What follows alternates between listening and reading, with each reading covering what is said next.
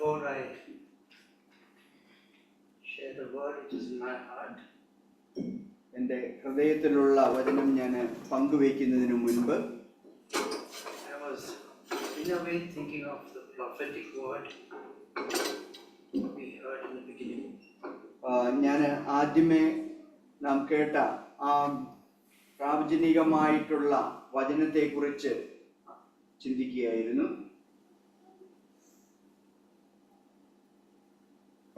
We must remember that the Almighty God put Pilate on the throne. നമ്മൾ ഈ കാര്യം ഓർക്കേണ്ടതായിട്ടിരിക്കുന്നു. സർവശക്തനായ ദൈവമാണ് പീലാത്തോസിനെ സിംഹാസനത്തിൽ ഇരുത്തിയത്. Please do not get angry with God. ദൈവത്തോട് ദയവ് ചെയ്ത് നാം കോപാകുലരായിരിക്കരുത്. God permitted Pilate to be there for some time. ദൈവം പീലാത്തോസിനെ കുറച്ച് സമയത്തേക്ക് അവിടെ ആയിരിക്കുവാൻ അനുവദിച്ചു. And Pilate 3 times said, we read it today, the man is innocent, the man is innocent, Jesus is innocent. പീലാത്തോസ് 3 പ്രാവശ്യം പ്രഖ്യാപിക്കുകയുണ്ടായി, മനുഷ്യൻ നിർദോഷിയാണ്, യേശു നിഷ്കളങ്കനാണ് എന്ന്. But because of the crowd, because of the majority, he surrendered and Jesus had to be sacrificed. ജനങ്ങളുടെ സമ്മർദ്ദം മൂലം പീലാത്തോസ് കീഴടങ്ങി, യേശു ക്രൂശിക്കപ്പെടേണ്ടിയിരുന്നു. We are living in difficult days in our country. നമ്മൾ പ്രതികൂലമായിട്ടുള്ള കഷ്ടങ്ങൾ നിറഞ്ഞ ഒരു സമയത്താണ് ഈ രാജ്യത്ത് താമസിക്കുന്നത്. I want to encourage you, dear brothers and sisters. പ്രിയ സഹോദരി സഹോദരന്മാരെ, ഞാൻ നിങ്ങളെ പ്രോത്സാഹിപ്പിക്കുവാൻ ആഗ്രഹിക്കുകയാണ്. So Jesus also said in the last days, difficult times will come. യേശു തന്റെ അന്ത്യസമയത്ത് പറഞ്ഞു, കഷ്ടങ്ങളുടെ സമയം നിങ്ങൾക്ക് വരും എന്ന്. And it's our duty to comfort each other in these difficult days. ഈ ദുർഘട സമയത്ത് നമ്മളുടെ കടമയാണ് അന്യോന്യം സഹായിക്കുവാനും പ്രോത്സാഹിപ്പിക്കുവാനും. Please don't get angry with God. ദയവേത് ദൈവത്തോട് കോപമുള്ളവരായിരിക്കരുത്. Don't question God. ദൈവത്തെ ചോദ്യം ചെയ്യരുത്. Innocent people may have to suffer. നിഷ്കളങ്കരായിട്ടുള്ള മനുഷ്യര് കഷ്ടതയിലൂടെ കടന്നു പോകേണ്ടതായി വരുമായിരിക്കാം. But our God, our Heavenly Father is on the throne. എന്നാൽ നമ്മുടെ സ്വർഗസ്ഥ പിതാവ് സിംഹാസനത്തിൽ ആണ്. Pray for the leaders. നേതാക്കന്മാർക്ക് വേണ്ടി പ്രാർത്ഥിക്കുക. And pray for innocent God's children who may suffer.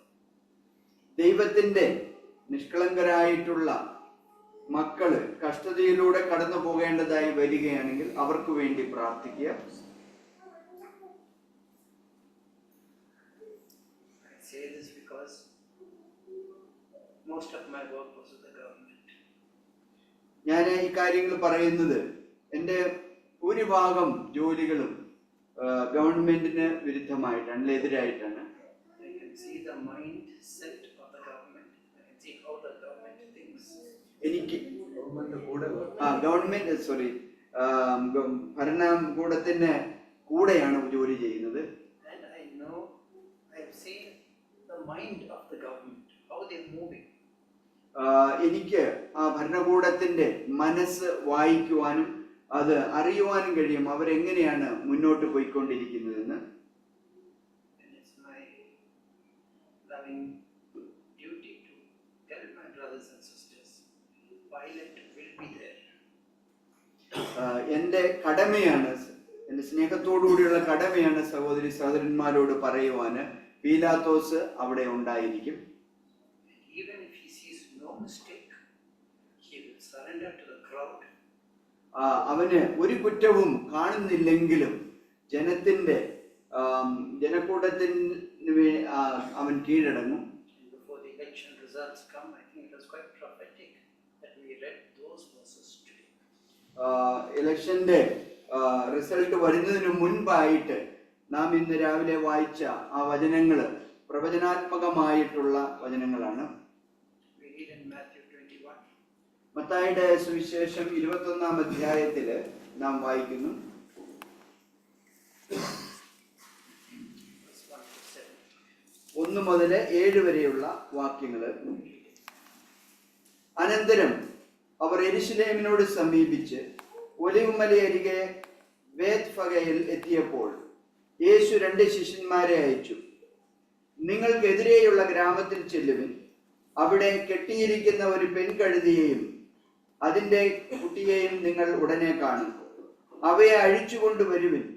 നിങ്ങളോടും ആരാനും വല്ലതും പറഞ്ഞാൽ കർത്താവിന് ഇവയെ കൊണ്ട് ആവശ്യമുണ്ട് എന്ന് പറയുവിൻ. തൽക്ഷണം അവൻ അവയെ അയക്കും എന്ന് പറഞ്ഞു. സിയോൻ പുത്രിയോട്, ഇതാ നിന്റെ രാജാവ് സൗമ്യനായി കഴുതപ്പുറത്തും വാഹനമൃഗത്തിന്റെ കുട്ടിയുടെ പുറത്തും കയറി എന്റെ അടുക്കൽ വരുന്നു എന്ന് പറയുവിൻ എന്നിങ്ങനെ പ്രവാചകൻ മുഖാന്തരം അരുളി ചെയ്തതിന് നിവൃത്തി വരുവാൻ ഇത് സംഭവിച്ചു. ശിഷ്യന്മാർ പുറപ്പെട്ട് യേശു കൽപ്പിച്ചതുപോലെ ചെയ്തു.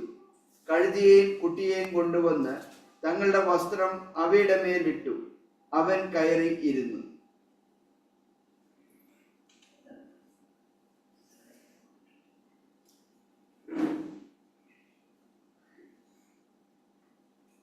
We find 2 donkeys tied. ഇവിടെ നമ്മൾ കാണുന്നത് കെട്ടിയിട്ടിരിക്കുന്ന 2 കഴുതകളെ. And the instruction given was, go and untie the donkeys. കൊടുത്ത നിർദ്ദേശം ഇതായിരുന്നു, പോയി ഈ കഴുതകളെ അഴിച്ചു കൊണ്ടുവരിക. I do not know what is holding you, what is tying you, what is preventing your freedom. എനിക്കറിയില്ല നിങ്ങളെ പിടിച്ചിരിക്കുന്നത് എന്താണ്, നിങ്ങളെ കെട്ടിയിട്ടിരിക്കുന്നത് എന്താണ്, നിങ്ങളുടെ സ്വാതന്ത്ര്യം എന്താണ്, നിങ്ങളെ തടസ്സപ്പെടുത്തുന്ന ആ സ്വാതന്ത്ര്യം എന്താണെന്ന്. Is it because of the family background that you're tied? അത് നിങ്ങളുടെ കുടുംബ പശ്ചാത്തലമാണോ നിങ്ങളെ കെട്ടിയിട്ടിരിക്കുന്നത്? Is it because of your frail body, your health that you're tied? അത് നിങ്ങളുടെ ബലഹീനമായ ശരീരമാണോ, ആരോഗ്യസ്ഥിതിയാണോ നിങ്ങളെ കെട്ടിയിടാൻ കാരണം? Is it some past failure which is holding you? അതോ നിങ്ങളുടെ പഴയ കാലത്ത് നടന്ന ഏതെങ്കിലും പരാജയങ്ങളാണോ നിങ്ങളെ പിടിച്ചു നിർത്തുന്നത്? Is there some guilt of the past? അതോ പഴയ കാലത്തെ ഏതെങ്കിലും കുറ്റമാണോ? And the instruction given to me is to release them. നിർദ്ദേശം എനിക്ക് തന്നിരിക്കുന്നത് അതിനെ സ്വതന്ത്രമാക്കുവാനാണ്. Take off those knots. ആ കെട്ടുകൾ എടുത്തു മാറ്റുക. Verse 2 says, untie them and bring them to me. 2-ാം വാക്യത്തില് നമ്മൾ കാണുന്നത്, അവിടെ കെട്ടിയിട്ടിരിക്കുന്ന ഒരു പെൺകഴുതയെയും അതിന്റെ കുട്ടിയെയും നിങ്ങൾ കാണും, അതിനെ അഴിച്ചുകൊണ്ട് വരുവിൻ. Bring them to me. അതിനെ അഴിച്ച് എന്റെ അടുത്തേക്ക് കൊണ്ടുവരിക. And I pray that if there's anything which is tying you, loving brothers and sisters, if there's anything which is holding you, the word I have from God is to tell you that you can be free. പ്രിയ സഹോദരി സഹോദരന്മാരെ, എനിക്ക് നിങ്ങളോട് സ്നേഹത്തോടുകൂടി പറയുവാനുള്ളത്, നിങ്ങളെ എന്തെങ്കിലും പിടിച്ച് നിർത്തുന്നെങ്കിൽ, നിങ്ങളെ എന്തെങ്കിലും കെട്ടിയിട്ടിരിക്കുന്നുവെങ്കിൽ, നിങ്ങളോടുള്ള വചനം അത് ഇന്ന് നിങ്ങളെ സ്വതന്ത്രമാക്കുവാനാണ്. And my prayer is that when after today's meeting and when you go, everybody must be able to say, I am free. എൻ്റെ പ്രാർത്ഥന ഇതാണ്, ഇന്നത്തെ ആരാധന കഴിഞ്ഞ്, ഇന്നത്തെ യോഗം കഴിഞ്ഞ് നിങ്ങൾ പുറത്തേക്ക് പോകുമ്പോൾ നിങ്ങൾക്ക് എല്ലാവർക്കും പറയുവാൻ കഴിയണം, ഞാൻ ഇന്ന് സ്വതന്ത്രനായിരിക്കുന്നുവെന്ന്.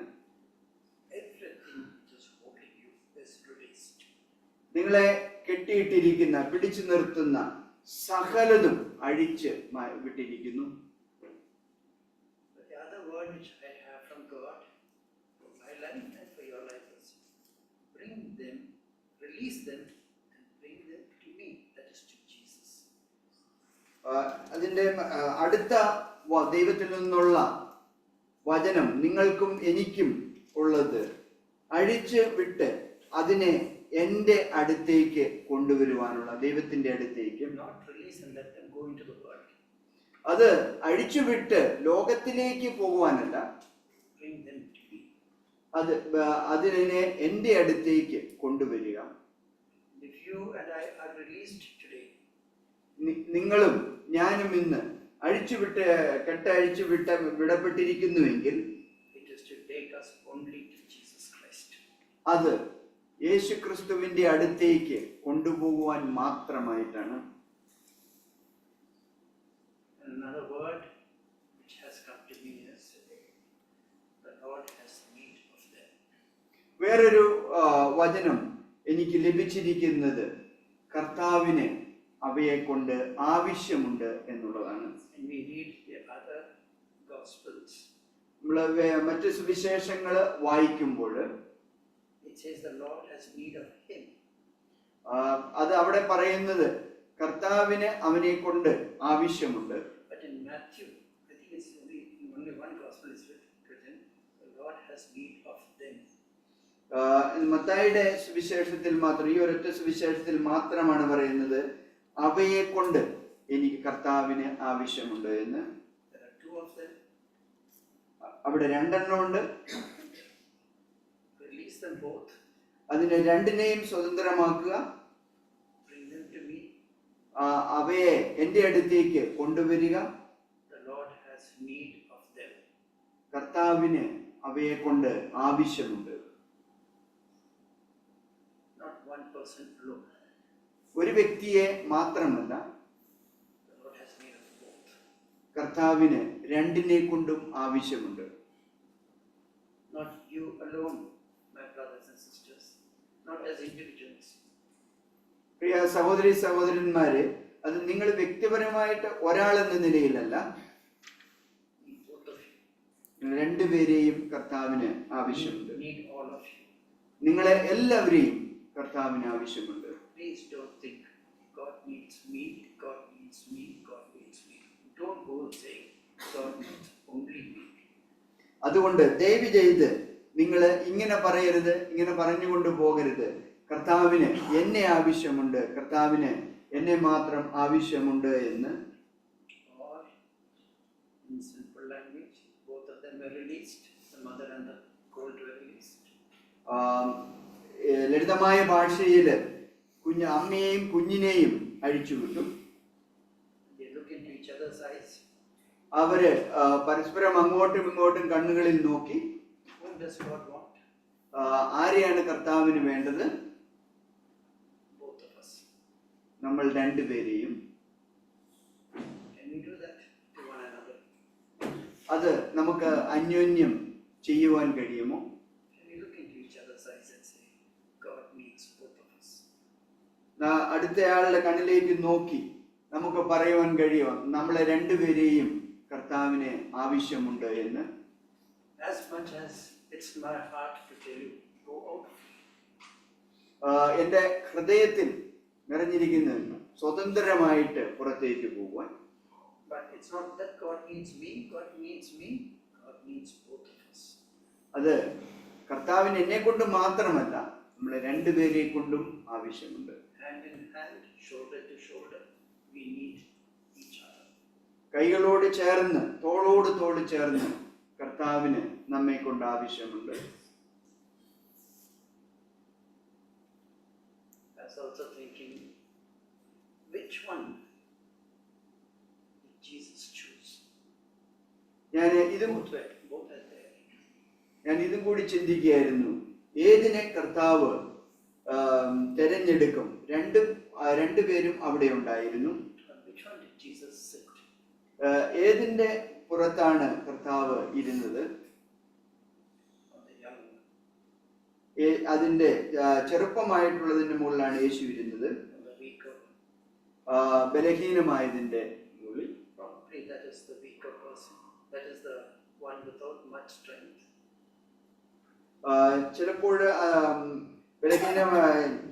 ചിലപ്പോൾ ബലഹീനമായതിന്റെ എല്ലാം അധികം ശക്തി ഇല്ലാത്തതിന്റെ മുകളിൽ ആയിരിക്കാം. Jesus sat on the coat of the smaller, the younger one. യേശു കുട്ടിയുടെ പുറത്താണ് ഇരുന്നത്. You may be the weaker person in the church. നിങ്ങള് സഭയില് ഏറ്റവും ബലഹീനമായിട്ടുള്ള ഏറ്റവും ചെറിയ ആളായിരിക്കാം. You may not be the talented person. നിങ്ങളായിരിക്കത്തില്ല ഏറ്റവും കഴിവുള്ള വ്യക്തി സഭയില്. Jesus chose the weaker one. യേശു ബലം കുറഞ്ഞതിനെ തിരഞ്ഞെടുത്തു. Jesus sat on it. യേശു അതിന്റെ പുറത്ത് ഇരുന്നു. And we read in verse 5. നമ്മൾ 5-ാം വാക്യത്തിൽ വായിക്കുന്നു. That the king is coming to you, gentle and mounted on a donkey. മലയാളത്തിൽ 4-ാം വാക്യം, സിയോൻ പുത്രിയോട് ഇതാ നിന്റെ രാജാവ് സൗമ്യനായി കഴുതപ്പുറത്തും വാഹനമൃഗത്തിന്റെ കുട്ടിയുടെ പുറത്തും കയറി എന്റെ അടുക്കൽ വരുന്നു എന്ന് പറയുവിൻ. I want to encourage you who are weak. Jesus won't force himself. He won't put all his weight on you. It is with gentleness that he will use you. This gentleness he will get on you. എനിക്ക് നിങ്ങളോട് പറയുവാനുള്ളത്, നിങ്ങളിൽ ബലഹീനമായ ബലം കുറഞ്ഞവരോട് യേശു തന്റെ ശക്തി മുഴുവൻ നിങ്ങളുടെ മേൽ പ്രയോഗിക്കത്തില്ല. അവൻ സൗമ്യതയോടുകൂടി സൗമ്യനായിട്ട് നിങ്ങളെ എടുത്ത് ഉപയോഗിക്കും. Because he knows you are the colt, you are the younger one, you are the weaker one. കാരണം അവനറിയാം നിങ്ങളാണ് കുട്ടിയായിട്ടുള്ളത്, നിങ്ങളാണ് ചെറുപ്പമായിട്ടുള്ളത്, നിങ്ങളാണ് ബലം കുറഞ്ഞ ആള്. That also gives me some thought how I should deal with the weaker brother and sister. അത് എനിക്കും ചില ചിന്തകള് തരുന്നു. ഞാൻ എങ്ങനെയാണ് ബലഹീനരായിട്ടുള്ള സഹോദരന്മാരോട് ഇടപെടേണ്ടതെന്ന്. Whom will I choose? ഞാൻ ആരെ തെരഞ്ഞെടുക്കും? Whom will I use? ആരെ ഞാൻ ഉപയോഗിക്കും? Is my heart, is my thinking only for the clever, talented, rich person? Or is my eyes on the weaker person? എൻ്റെ ചിന്ത, എൻ്റെ തെരഞ്ഞെടുപ്പ് ഏറ്റവും കഴിവുള്ള ബലമുള്ള സമ്പന്നനായിട്ടുള്ള വ്യക്തിയാണോ, അതോ എൻ്റെ ദൃഷ്ടി ബലഹീനമായതിന്റെ മുകളിൽ ഉണ്ടോ? I pray that the mind of Jesus, the thinking of Jesus, and the attitude of Jesus will be in my life. ഞാൻ പ്രാർത്ഥിക്കുന്നു, യേശുവിന്റെ ചിന്ത, യേശുവിന്റെ മനോഭാവം എൻ്റെ ജീവിതത്തിൽ ഉണ്ടാകട്ടെ എന്ന്. 1 Corinthians chapter 12. 1 കൊരിന്ത്യർ ലേഖനം 12-ാം അധ്യായം Verse 18 onwards. അതിന്റെ 18-ാം വാക്യം മുതൽ. ദൈവമോ തന്റെ ഇഷ്ടപ്രകാരം അവയവങ്ങളെ ശരീരത്തിൽ വെവ്വേറെയായി വെച്ചിരിക്കുന്നു. സകലവും ഒരു അവയവം എങ്കിൽ ശരീരം എവിടെ? എന്നാൽ അവയവങ്ങൾ പലതെങ്കിലും ശരീരം ഒന്നു തന്നെ. കണ്ണിന് കൈയോട് നിന്നെ കൊണ്ട് എനിക്ക് ആവശ്യമില്ല എന്നും തലയ്ക്ക് കാലുകളോട് നിങ്ങളെ കൊണ്ട് എനിക്ക് ആവശ്യമില്ല എന്നും പറഞ്ഞുകൂടാ. We saw in Matthew 21, Jesus said, I have need. നമ്മൾ മത്തായിയുടെ സുവിശേഷം 21-ാം അധ്യായത്തിൽ കണ്ടു, യേശു പറഞ്ഞു എനിക്ക് അവയെ കൊണ്ട് ആവശ്യമുണ്ട് എന്ന്. Jesus chose the younger one, the weaker one, the little one. യേശു ചെറുതായിരുന്നതിനെ, ബലഹീനമായതിനെ, ചെറുപ്പമായിരുന്നതിനെ തിരഞ്ഞെടുത്തു. But here in the church, because we are talking of the church, in the church, because it's written. And in the church we will say, I have no need of you. സഭയില് സഭയെ കുറിച്ചാണ് സംസാരിക്കുന്നത്. ഇവിടെ സഭയില് ഇങ്ങനെ ഒരു സാധ്യതയുണ്ട്, എനിക്ക് പറയുവാന് എനിക്ക് നിന്നെ കൊണ്ട് ആവശ്യമില്ല എന്ന്. Or I still remember years before meditating on this phrase, I have no need of you. വർഷങ്ങൾക്ക് മുൻപ് ഈ ഒരു കാര്യം ഞാൻ ഓർക്കുകയാണ്. ഈ ഒരു വചനത്തെ കുറിച്ച് ചിന്തിക്കുന്നത്, എനിക്ക് നിന്നെ കൊണ്ട് ആവശ്യമില്ല എന്നതിനെ. നമ്മളെല്ലാവരും വളരെ ബുദ്ധിയുള്ളവരാണ്, വിദ്യാഭ്യാസമുള്ളവരാണ്.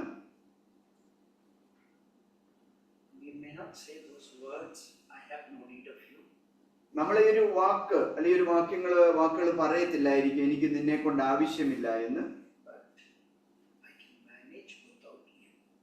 എന്നാൽ നിന്നെ കൂടാതെ എനിക്ക് എന്റെ കാര്യങ്ങൾ കൈകാര്യം ചെയ്യാൻ കഴിയും.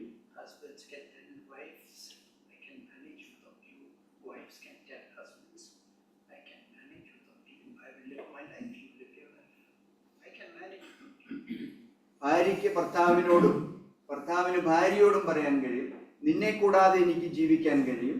നീ നിന്റെ ജീവിതം ജീവിച്ചു, ഞാൻ എന്റെ ജീവിതം ജീവിക്കും.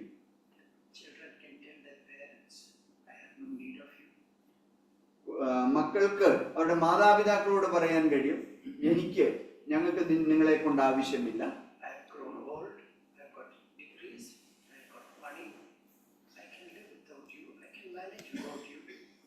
ഞാൻ വളർന്ന് വലുതായിരിക്കുന്നു, എനിക്ക് വിദ്യാഭ്യാസമുണ്ട്, എനിക്ക് ഡിഗ്രിയുണ്ട്, പണമുണ്ട്, നിങ്ങളെ കൂടാതെ എനിക്ക് ജീവിക്കാൻ കഴിയും.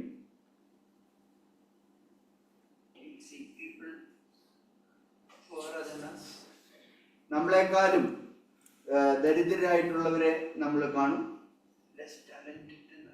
നമ്മളെക്കാളും കഴിവ് കുറഞ്ഞവരെ കാണും.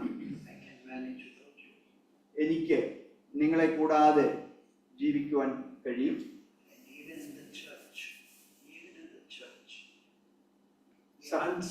The unspoken, we don't speak it, because we speak that, everybody knows that I am a proud party man. I won't speak it, but in our attitude, the way we deal with people, the unspokenness, I can manage without him, I can manage without her. സഭയിൽ ഈ ഒരു മനോഭാവം നമുക്കുണ്ടാകാം. അത് നമ്മൾ വാക്കുകളിലൂടെ പ്രകടിപ്പിക്കത്തില്ലായിരിക്കാം. വാക്കുകളിലൂടെ പ്രകടിപ്പിച്ചാൽ ആളുകൾ ചിന്തിക്കും നമ്മൾ അഹങ്കാരം നിറഞ്ഞവരാണെന്ന്. അതുകൊണ്ട് നമ്മൾ വാക്കുകളിൽ കൂടെ പ്രകടിപ്പിക്കാൻ നമ്മുടെ മനോഭാവത്തിലും നമ്മുടെ പ്രവൃത്തിയിലും പ്രകടിപ്പിച്ച് എനിക്ക് നിന്നെ കൂടാതെ, സഹോദരിയെ കൂടാതെ, സഹോദരനെ കൂടാതെ ജീവിക്കാൻ കഴിയും എന്ന്. Jesus chose me with one phrase, I have need of them, I have need of you. യേശു ഒരു വാക്കുകൊണ്ട് എന്നെ തിരഞ്ഞെടുത്തു, എനിക്ക് നിന്നെ കൊണ്ട് ആവശ്യം ഉണ്ട്. My prayer, my longings in the church and in life's journey, walk with the same mind, same language of Jesus. എൻ്റെ ഒരു പ്രാർത്ഥനയും എൻ്റെ ഒരു വാഞ്ചയും ഇതാണ്, ജീവിത യാത്രയിൽ യേശുക്രിസ്തുവിന്റെ മനോഭാവത്തോടുകൂടെ ജീവിക്കുക എന്നുള്ളത്. Not one person must leave my house, not one person must leave my office, he does not need me.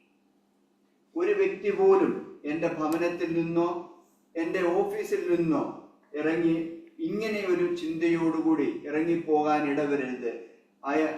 എന്നെ കൊണ്ട് ആ വ്യക്തിക്ക് ആവശ്യമില്ല എന്ന ചിന്തയോടുകൂടെ. എനിക്ക് പരാജയങ്ങളുണ്ട്, ഞാൻ യാതൊരു പ്രയോജനവും ഇല്ലാത്ത വ്യക്തിയാണ്. എൻ്റെ പ്രിയ സഹോദരന്മാരെ, അവർക്ക് ഉറപ്പ് കൊടുക്കുക. worked with the government. ഞാൻ ഗവൺമെന്റുമായിട്ട് ജോലി ചെയ്തായിരുന്നു.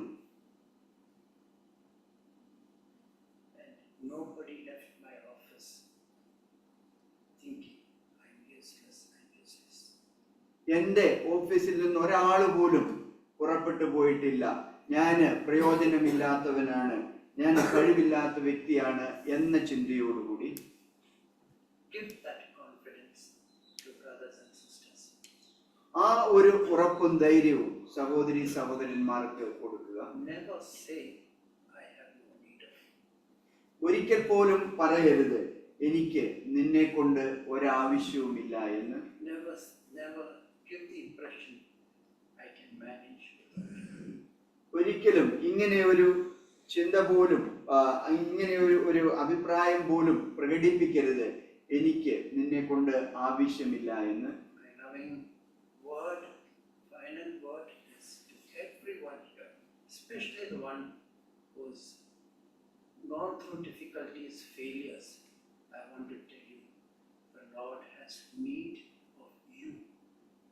ഞാൻ അവസാനമായിട്ട് വളരെ സ്നേഹത്തോടുകൂടി ഈ വാക്കുകൾ പറയട്ടെ. പ്രത്യേകിച്ചും ഇവിടെ ആയിരിക്കുന്നവര് പരാജയത്തിലൂടെയൊക്കെ കടന്നുപോയവരോട് ഒരിക്കലും ചിന്തിക്കരുത് കർത്താവിന് എന്നെ കൊണ്ട് ആവശ്യമില്ല എന്ന്. Leave the meeting with the confidence I am free. Nothing is holding me. No failure, nothing is holding me. I am released today. ഈ യോഗത്തിൽ നിന്ന് മടങ്ങി പോകുമ്പോൾ ഇങ്ങനെ ഒരു വികാരത്തോടുകൂടി ചിന്തയോടുകൂടി പോവുക. ഞാൻ സ്വതന്ത്രനാക്കപ്പെട്ടിരിക്കുന്നു, ഞാൻ അഴിച്ചുവിടപ്പെട്ടിരിക്കുന്നു, എന്നെ കെട്ടപ്പെട്ടിരിക്കുന്നതായിട്ടുള്ള യാതൊന്നും ഇല്ല എന്ന്. And the Lord has need of me, of us together. അത് കർത്താവിന് എന്നെ കൊണ്ടും നമ്മളെ കൊണ്ട് ഒരുമിച്ച് ആവശ്യമുണ്ട് എന്ന ചിന്തയോടുകൂടി. But then the next question is, what should I do? അടുത്ത ചോദ്യം അപ്പോൾ ഇതായിരിക്കും, ഞാൻ എന്ത് ചെയ്യണം? Please don't do anything. ദയവേത് ഒന്നും ചെയ്യരുത്. You are a donkey. Be a donkey. നിങ്ങൾ ഒരു കഴുതയാണ്, കഴുത ആയിരിക്കുക. Don't try to be somebody big. നിങ്ങൾ വലിയ ഒരാളായിരിക്കാൻ വേണ്ടി, ആരെങ്കിലുമായി തീരാൻ വേണ്ടി പരിശ്രമിക്കരുത്. So that I am released. I'm going out free. The Father needs me. Jesus needs me. And then what should I do? I am a donkey. I will continue to be a donkey. ഞാൻ സ്വതന്ത്രനാക്കപ്പെട്ടിരിക്കുന്നു, അഴിച്ചുവിടപ്പെട്ടിരിക്കുന്നു. പിതാവിന്, യേശുവിന് എന്നെ കൊണ്ട് ആവശ്യമുണ്ട്. അതുകൊണ്ട് ഞാൻ തുടർന്നും ആ കഴുതയായിരിക്കും. Please don't be, because God has forgiven, because God has released, because God has said I need you, please don't become swollen-headed, proud. Be the donkey that you are and let Jesus use you. He knows how to sit. He knows how to use you. Jesus knows his job. God bless you, brothers and sisters. കർത്താവ് എന്നെ സ്വതന്ത്രനാക്കിയിരിക്കുന്നത് കൊണ്ട്, അഴിച്ചുവിട്ടിരിക്കുന്നത് കൊണ്ട് എന്തെങ്കിലും അല്ലെ ആരെങ്കിലുമായി തീരുവാൻ ഒരിക്കലും ശ്രമിക്കരുത്. കർത്താവാണ് അഴിച്ചുവിട്ടിരിക്കുന്നതിനാൽ കർത്താവ് എൻ്റെ അടുത്ത് ആ കഴുതയായിരിക്കുക. അവന് അറിയാം എങ്ങനെ എന്തിനു വേണ്ടി നമ്മെ ഉപയോഗിക്കണമെന്ന്. ദൈവം അനുഗ്രഹിക്കട്ടെ.